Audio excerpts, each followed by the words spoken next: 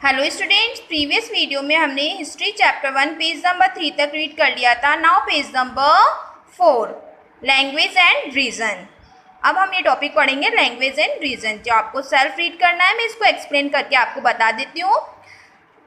1318 में कवि खुसरो अमीर खुसरो ने देखा कि इस देश के हर क्षेत्र में एक अलग भाषा थी। सिंधी, लाहौरी, कश्मीरी, दवर समुद्री, तेलंगानी, गुजरी, गौरी, अवधी और हिंदवी। अमीर खुसरो बता रहे थे कि इन भाषाओं के विपरीत संक्रांति थी जो किसी क्षेत्र में संबंधित नहीं थी। ये एक पुरानी भाषा थी और आम लोग करते थे, बोलते थे। ये नहीं पता, लेकिन ब्रह्मांड 700 तक करते हैं। क्या करते हैं? ब्रह्मांड 700 तक ये करते हैं।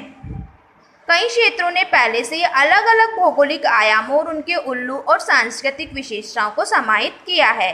वे विशेष रूप से सत्तारूढ़ ज्ञान के साथ भी जुड़े थे। इन राज्यों के बीच काफी संघर्ष हुआ था, कभी कभी चोलों जैसे राजवंशों। खली, तुगलक और मुगल एक ऐसे साम्राज्य का निर्माण करने में सक्षम थे जो पैन रीजनल फैले विविध क्षेत्रों में था।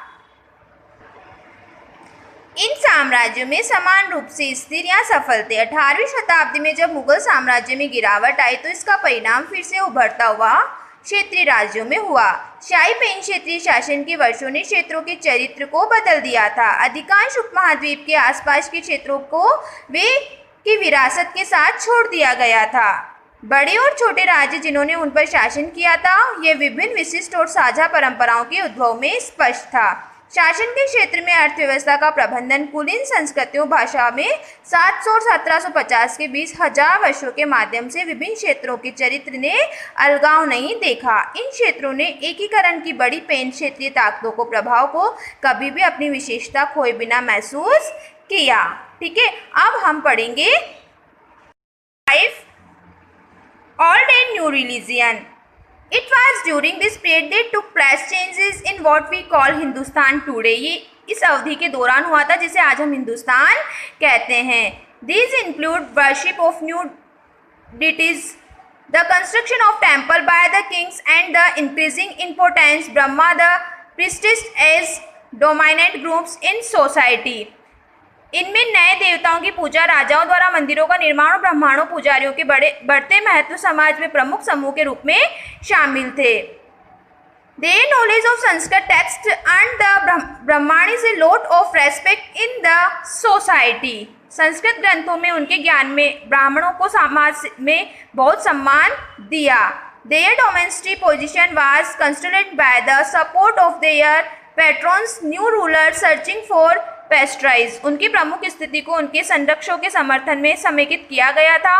प्रतिष्ठा के लिए खोज करने वाले नए शासक इस अवधि के महत्वपूर्ण घटनाक्रमों में से एक भक्ति के विचार का उदय था।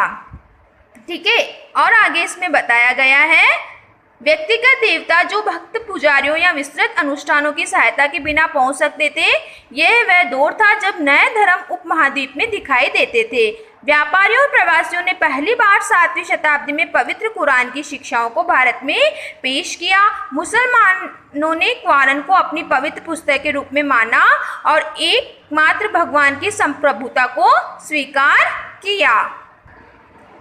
अब हिस्टोरियन एंड देयर सोर्सेस के बारे में इसमें बताया गया है कि इतिहासकारों में धर्मशास्त्रियों, न्यायविदों की व्याख्या करने वाले इस्लाम को सीखा और उनके सूत्र इतिहासकारों ने विभिन्न शिलालेखों, साहित्य और सिक्कों जैसे विभिन्न स्रोतों में उनके द्वारा एकत्रित जानकारी के आधार पर इतिहास लिखा। मध्ययुगीन भारत के इतिहास को लिखने के लिए कई पुरातात्विक और साहित्यिक के साक्ष्य और स्रोत हैं। मध्ययुगीन भारत से संबंधित साहित्यिक स्रोत को मोटे तौर पर निम्नलिखित 2 श्रेणियों में वर्गीकृत किया जा सकता है। उन दिनों में भारत का दौरा करने वाले विदेशियों के लेखन 1700-1750 के बीच की अवधि के इतिहास के अध्ययन के लिए उन्होंने इसका सहयोग किया, उनकी इंफॉर्मेशन दी। नेक्स्ट वीडियो में हम लिटरेसी सोर्स इंडियन और इंडिजियंस के बारे में रीड करेंगे। Okay, thanks.